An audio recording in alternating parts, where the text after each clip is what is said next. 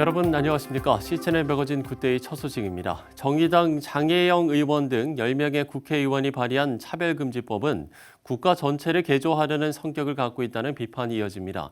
겉으로는 소수에 대한 차별을 막겠다는 취지지만 모든 반대, 침묵을 강요할 거라는 지적이 학계와 법조계 등에서 계속되고 있습니다. 조홍현 기자가 보도합니다. 차별금지법의 실체를 국민들이 반드시 알아야 한다는 목소리가 커지고 있습니다. 단순히 부당한 차별을 사회가 나서서 막자는 취지로만 알고 있는 수준에서 국민들이 벗어나야 한다는 것입니다. 우선 차별금지법은 우리나라 법 중 상위법에 속하는 법으로 올라와 있다는 것이 문제가 됩니다. 이 법안이 통과되면 1장 4조에 따라 평등권과 관련된 다른 모든 법이 이 법의 취지에 맞춰 개정돼야 할 뿐 아니라 국가의 모든 정책을 이 법의 취지에 부합하게 해야 하는 것으로 되어 있는 것입니다.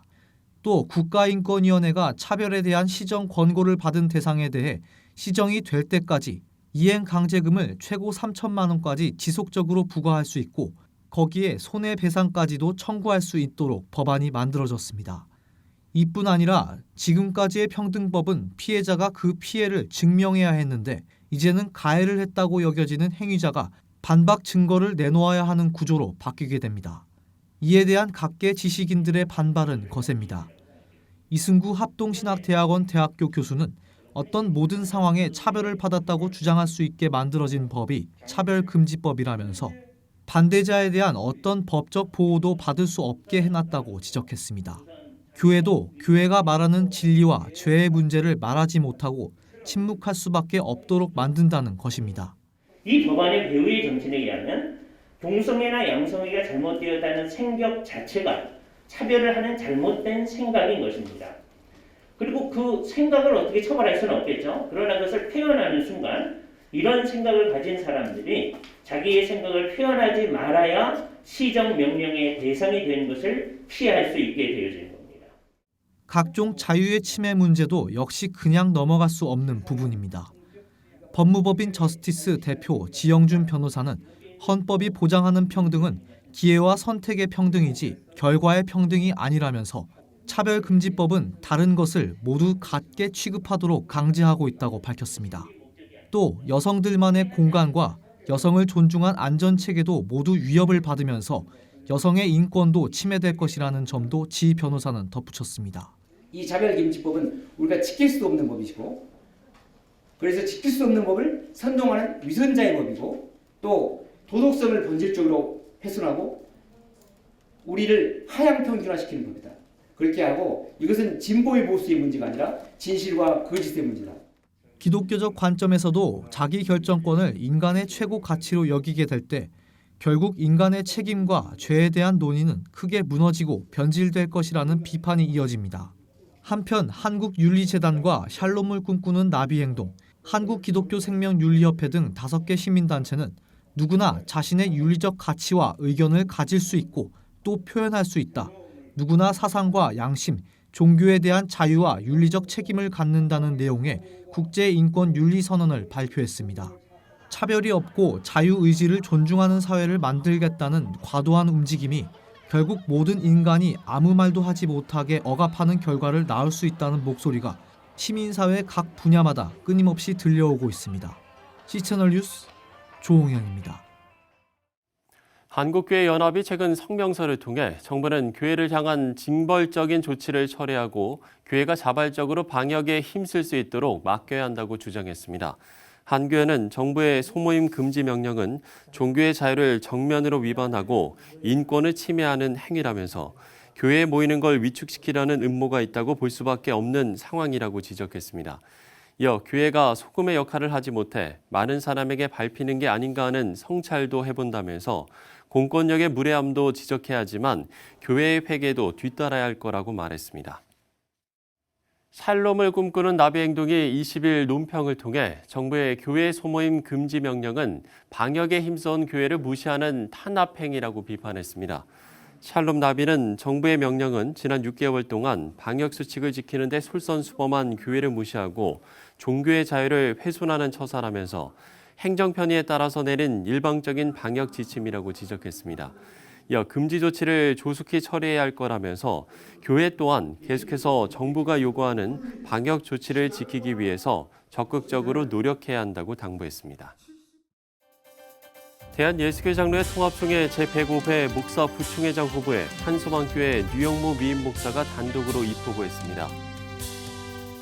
기독교 한국침례회 부흥사회가 석원철 대표회장 취임 감사 예배를 드리고 한국교회 부흥 발전을 위해서 힘쓰기로 다짐했습니다.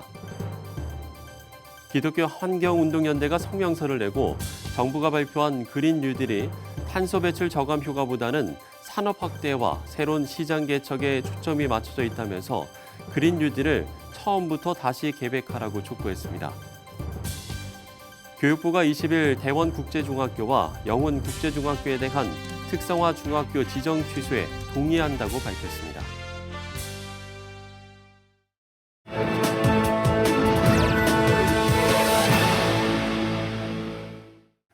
네, 터키 정부가 동방정교회의 본산이었던 성소피아 박물관을 모스크로 전환하기로 결정했습니다. 종교의 역사로 볼 때도 비판의 여지가 많은데요. 국제사회의 반발도 이어졌습니다. 자세한 내용을 터키 김마태 선교사 연결해서 들어보도록 하겠습니다. 자, 선교사님, 먼저 터키의 성소피아 박물관이 어떤 곳인지부터 설명을 해주시면 좋을 것 같은데요. 네, 7월 10일 터키 에르도안 대통령이 성소피아 성당을 모스크로 전환하는 것을 공식화하는 데 선행을 하게 됐어요.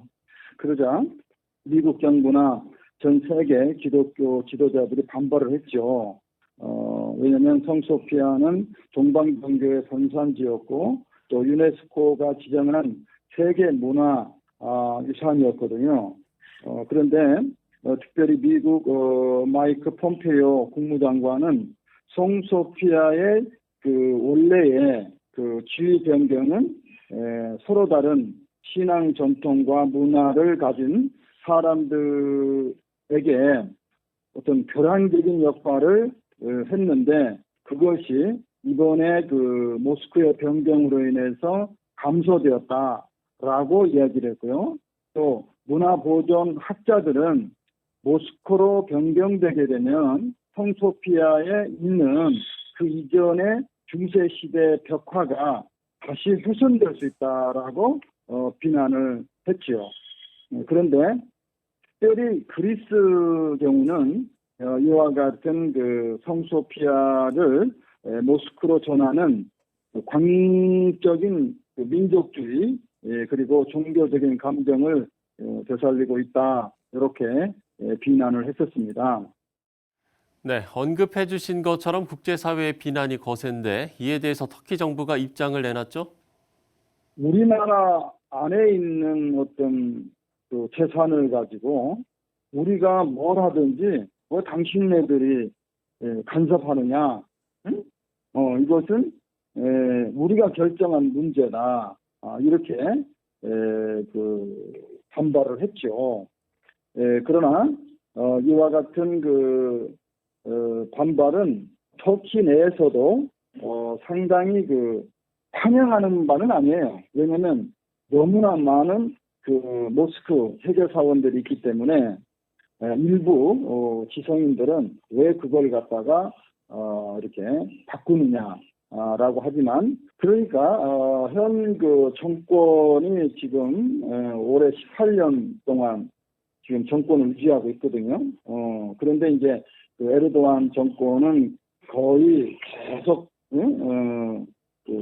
독재 정권으로 33년간 하기 위해서는 계속 지지층을 확보를 해야 되는데 문제는 이 코로나 바이러스 사태로 인해서 경제가 굉장히 침체를 맞이하니까 에르도안 정권의 지지율이 급격히 떨어졌어요. 지금 현 정권이 다시 지지율을 높이기 위해서는 이슬람 보수층들의 어떤 자기네들의 정치 기반을 다시 귀합하려는 의도가 있는 거죠. 게다가 역사적으로 성소피아를 모스크로 전환한 사람이 에르도안이다. 이런 역사적인 어떤 기록물을 남기려고 하는 것이죠. 네, 1500년의 기독교 역사가 정치에 휘말려서 그 존재의 의미를 잃고 있는데 성소피아 성당이 박물관으로 그리고 이제는 모스크로 이런 변화가 뜻하는 의미도 있을 것 같습니다. 사실은 뭐 그곳을 교회로 사용한 것도 아니고 그저 박물관으로 사용했지만 사실은 성소피아라고 하는 그 이전에 동로마 제국의 기독교의 총 본산지거든요. 그런 것을 박물관으로 이렇게 여겼던 거를 이제 이슬람 모스크로 이렇게 변경되었다고 하는 것은 터키가 점차 이슬람 강경 정책으로 지금 완전히 전환하고 있다고 하는 어떤 상징성을 이제 의미하게 되는 거죠. 그래서 이것은 또 앞으로 이제 이어지게 될 어떤 주님의 재림을 지금 준비하는 하나의 과정일 수도 있다고 봐요. 그래서 터키의 선교나 앞으로 이쪽 지역의 영적인 변화를 위해서 많은 기도가 필요하다고 생각합니다. 네, 종교가 정치에 이용될 때 그 끝은 항상 명예롭지 못했던 걸 우리는 세계 역사를 통해서 잘 알고 있습니다. 현재를 사는 모든 나라가 이 역사의 교훈을 거울 삼아야겠다는 생각도 다시 한번 해보게 됩니다. 터키의 김마태 선교사와 이야기를 나눠봤습니다. 자, 앞서 김마태 선교사도 이슬람으로 강화되고 있는 터키의 영적 변화를 위해서 기도해야 한다고 이야기를 했는데요. 이런 이야기는 18개월간 터키에 억류됐다가 풀려난 미국인 앤드류 브룬슨 목사의 간증에서도 나타납니다. 억류된 브룬슨 목사의 석방을 위해서 전 세계가 함께 기도했던 경험이 이걸 증명하고 있는데요. 터키를 위해 기도하게 하신 하나님의 놀라운 섭리, 앤드류 브룬슨 목사의 인터뷰를 통해서 확인할 수 있습니다. 미국에서 전해온 소식입니다. Andrew, how did God sustain you these last 18 months? Well, I think through the prayers of God's people. What I've said to my wife, I said, where is all the grace that I expected to come pouring out from these? Obviously, many people are praying, where is the grace? And what I found is that God was taking me a different route and was not letting me feel or sense the grace that is there that's sustaining me. So I say it was like an unfelt grace, an unseen grace. But then as I look back on the things He brought me through, and I realized my incredible weakness, then I say, oh, He was there the whole time. He was carrying me through. The grace was there, I just didn't sense it. Did you ever lose hope? Oh, yes. Especially the first year. I was really broken a number of times. I lost hope. And that's where I came to a point where I had to look away from hope and more towards submission. And the point of the submission was saying, God, if this is what you have for me, I don't have the strength to do this. I can't endure in prison long term for years. I don't want to. But if this is what you have for me, then I want to serve your purposes. But then I need you to strengthen me. I need you to pour into me the courage, the strength, the perseverance, the steadfastness of Jesus, because I don't have it. So every day I would pray for this. And it became my cry was, I want to be found worthy to stand before you on that day without regrets from things left undone, from cowardice. So I don't want to be a coward. I don't want to leave undone the assignment that you've given me. We at Christian World News, we were reporting on your plight for a very long time. Literally, there were people in some of the most difficult parts of the world, whether it's Afghanistan, Iran, China, Saudi Arabia, all around the world, believers who were facing tremendous challenges, but they knew your story and they prayed. Amazing. How does that make you feel? Well, I never felt worthy of this prayer. It was astounding to me. As Noreen would tell me, I'm very isolated in prison. But Noreen would tell me, these people are praying here, they're praying in this other country. And I'm thinking, why? Because, we're in a corner of Turkey ministering for years in relative obscurity. Why should all these people be praying for me? And I came to see that the Lord was doing something much bigger than just dealing with me. That there, he was gathering prayer, I think, for Turkey, for the purposes that he has for that country, and also in the Middle East. So I think I'm a little part of something very big that God is doing. And that's why God raised awareness in other countries and had people praying for us. Thank you for coming on the show. Thank you.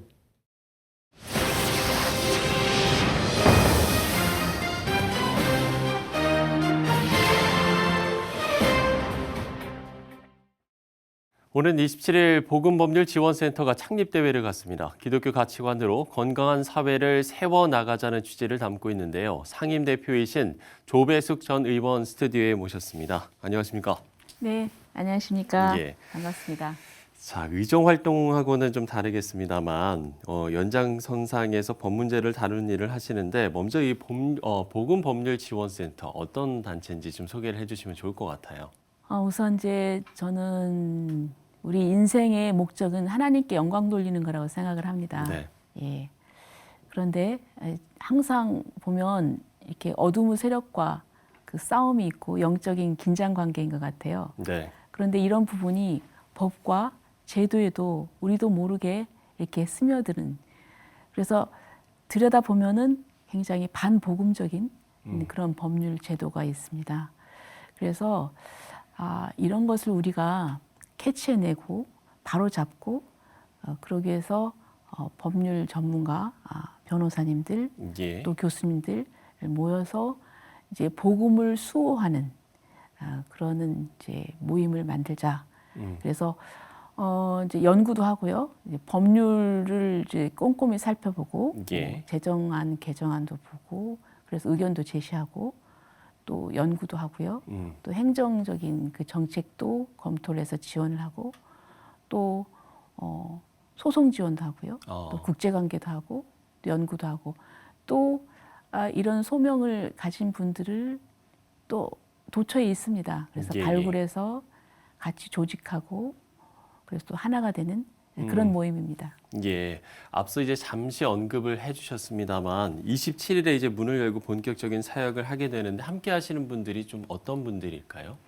많은 분들이 이제 변호사님들 예, 예. 그리고 교수님들이십니다. 예, 그 중추적으로는 그래서 이제 음선빌 교수님, 또 이제 이용희 교수님, 또 이제 동성애 반대에 대해서 굉장히 헌신하신 우리 기론평 교수님, 또 예. 재양규 교수님, 또 이상현 교수님, 또 변호사님으로서는 또 우리 조영길 변호사님도 계시고요. 또 지영준 변호사님도 계시고 이제 여러분들이 많습니다.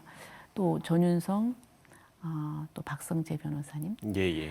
근데 이제 대표로는 여러분들을 공동 대표로 모셨어요. 예, 그래서 우리 김순규 전 국정원장님, 네. 그다음에 또 안창호 전 헌법재판관, 또 조대현 전 헌법재판관, 또 전용태 장로님, 또 최대건 전 교수님, 또 김일수 전 교수님, 또 두상달 장로님, 이게 많은 분들을 모셨고 제가 좀 나이가 제일 어리다고 해서 일을 하라고 상임 대표를 맡았고요. 그리고 예. 또 고문으로는 역시 이제 목사님들께서 네. 같이 동참해 주셨습니다. 또 소강성 목사님, 또 그 오늘의 교회 이재훈 목사님, 또 사랑의 교회 오정현 목사님, 또 많은 분들이 그렇게 예. 같이 해주셔서 좀 출발이 좋습니다. 이렇게 또 말씀을 해주시면서 또 겸손하게 또 이야기를 해주십니다. 교계 안에 이제 법률적 대응과 지원 단체가 필요하다는 공감대는 참 많았던 것 같은데 글쎄 이게 좀 구체적인 모습을 갖춘 건 이번이 좀 처음이지 않습니까? 네, 우리 이제 그 법률가 중에서도 참 믿음이 신실하신 분이 많아요. 그리고 또 네. 헌신하겠다는 분들. 그래서 이제 개개의 사건마다 이제 혼자서 쭉 대응을 하다가 이게 아니다, 뜻이 같은 분들이 많으니까 우리가 연합해서 좀 더 효율적으로 또 힘을 내자. 이제 이런 그 공감대가 형성이 돼서 이렇게 모임을 정식으로 이제 발족하게 된 겁니다. 예, 그렇군요. 앞서 이제 잠시 이제 반기독교적 법 제정에 대한 좀 이야기를 해주셨는데 최근에 이 부분에서 글쎄요 차별금지법 관련 문제가 가장 큰 과제로 좀 떠오른 것 같습니다. 네, 이제 차별금지법 하면 네, 그 법 이름 자체로는 아주 훌륭하죠. 그렇죠. 얼마나 금지하는 법이라고 그러니까 하니까요. 네. 그러니까 거기에 대해서 반대한다면 아니 차별을 금지한다는 좋은 법인데 왜 반대를 하느냐. 근데 이제 바로 이것이 언어 용어 혼란 전술입니다. 예, 네. 그래서 들여다보면은 굉장히 그 많은 문제점을 가지고 있어요. 우선 이제 성적 지향이라고 그래가지고 어떤 이제 동성애를 합법화하는 것이고, 그리고 또 중요한 것은 이제 저희들이 같은 종교의 자유, 신앙의 자유, 표현의 자유가 있지 않습니까? 예. 그래서 어떤 사안에 대해서 정확한 정보에 의해서 이제 건전하게 비판을 할 수가 있잖아요. 근데 그 비판 자체를 못하게 하는 거예요. 그러면은 이 사회에서 어떻게 우리가 자유, 민주주의 사회인데 다른 의견이 있을 수 있고 그것을 얘기할 수 있고 서로 토론을 해서 뭐 조정을 한다거나 이럴 수가 있는데 무조건 이렇게 반대하면은 그 사람한테 상처를 줘서 혐오다, 혐오 발언이다. 그래서 법적인 제재를 하는 거예요. 예. 그거는 어떻게 보면은 이제 반동성애자에 대한 어떤 그 억압, 그러니까 이제 오히려 역차별을 하는 거죠. 예. 그래서 차별금지법이 이 동성애 반대자에 대한 독재법이 될 수가 있어요. 그래서 저는 그거는 온당치가 않다. 그리고 또 우리 신앙인의 입장을 떠나서도 법 일반론적인 것에 비춰볼 때도 또 우리나라의 헌법 가치에도 맞지가 않습니다. 예. 그렇기 때문에 국회의원들의 역할, 특히나 이 기독의원들의 역할이 상당히 좀 중요할 것 같은데요. 이 부분에 대해서는 좀 어떤 생각을 갖고 계신지요? 이제 저도 사선의 국회의원을 했습니다. 네. 그런데 이제 또 그 자리를 있을 때는 그렇게 절실히 못 느꼈는데 이제 떠나놓고 보니까 아 정말 소중한 자리였다. 정말 그 중요한 역할을 하는 자리인데 왜냐하면 국회의원이 결국은 이제 표결을 해서 법을 그렇죠. 통과시키지 않습니까? 그렇기 때문에 저는 국회의원 한 사람 한 사람이 이 한 번 법이 제정되면은요 참 바꾸기가 힘듭니다.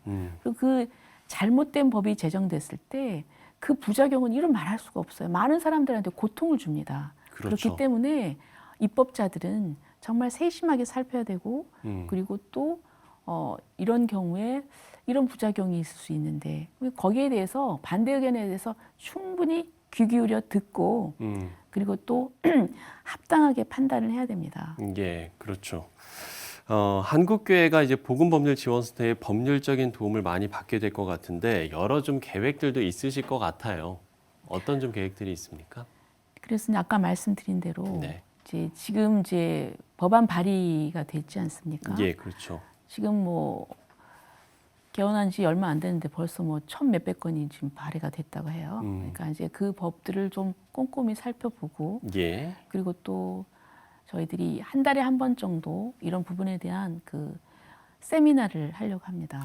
예. 그리고서 저희들이 또 특수한 케이스나 이제 또 우리 그 복음에 헌신하는 이 변호사들의 조력이 필요한 경우에 이제 네. 소송 지원도 저희들이 계획을 하고 있습니다. 그렇군요. 저희가 이렇게 복음법률지원센터의 계획까지 들어봤습니다. 다음 세대 이야기를 좀 안 할 수가 없을 것 같아요. 그야말로 우리가 다음 세대의 어떤 기독교적 가치관을 잘 지키고 또 건강한 사회를 만들기 위한 게 우리 모두의 목표가 아닐까 싶은데 한국교회와 성도들도 그렇고 가장 중요하게 여겨야 할 게 있다면 어떤 걸 좀 강조하고 싶으십니까? 첫째는 우리가 이제 진리를 사랑한다고 그러잖아요. 네, 그래서 그렇죠. 말씀을 사랑한다. 그런데 거기는 그냥 가만히 앉아서 얻어지는 것은 아닙니다. 이게 수고가 필요하죠. 헌신이 예. 필요하죠. 왜냐하면 이제 하나님 일을 하다 보면은 많은 장애에 부딪힐 때가 있어요. 그리고 사람들과 대립하고 갈등하고 긴장 관계가 있을 수 있죠. 그럼 사실 불편하죠. 사람들 좀 그렇죠. 편하고 싶지 않습니까? 네. 그런데 그런 그 어려움, 고난 이런 수고를 그 수고까지도 사랑해야 됩니다. 예. 그리고 또 저는 역사 의식이 있어야 된다고 생각해요. 네. 그래서 이 믿음을 꼭 후대에 꼭 그 전승을 시켜야 된다. 그런 부분 하나고 그것은 왜 그러냐면은 우리는 하나님을 두려워해야 됩니다. 예. 네, 아까 이제 뭐 국회의원도 얘기했지만 국회의원들은 이제 다음에 이제 공천을 받아야 되고 뭐 지역구 주민 뭐 이런 사람들 눈치를 보지만 예. 그러나 우리가 눈치를 봐야 되고 제일 두려워야 될 사람은 하나님이라고 생각합니다. 그래서 하나님을 두려워하면 저는 하나님을 두려워하는 마음을 가져야 된다고 생각합니다. 그렇군요. 네. 수고와 헌신, 또 결단과 용기, 또 하나님을 어떤 경외하는, 두려워하는 마음까지 이야기를 해주셨습니다. 앞으로 뭐 다양한 사역들이 좀 진행이 될 텐데 진행될 사역들을 위해서 저희도 응원하고 또 기도하도록 하겠습니다. 네, 감사합니다. 네, 복음법률지원센터 조배숙 상임대표와 이야기를 나눠봤습니다. 오늘 말씀 고맙습니다. 네, 감사합니다.